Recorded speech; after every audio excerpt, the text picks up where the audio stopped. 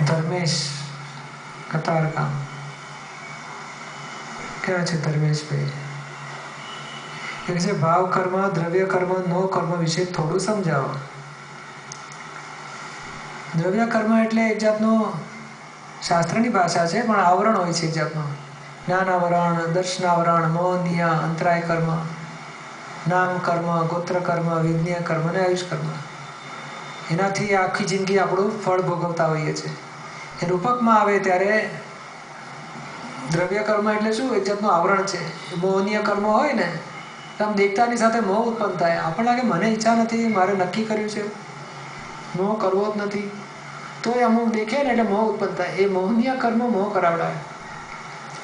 ત્યારે આપણે અંદર ખુશ થઈએ, એ ભાવ કર્મ ઉત્પન્ન થાય.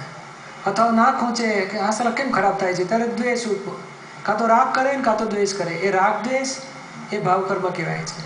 પણ રાગ દ્વેષ એમને એમ ઉત્પન્ન થતા નથી, એવું અંદર દેખાડે છે. એ દ્રવ્ય કર્મના આધારે થઈ જાય છે.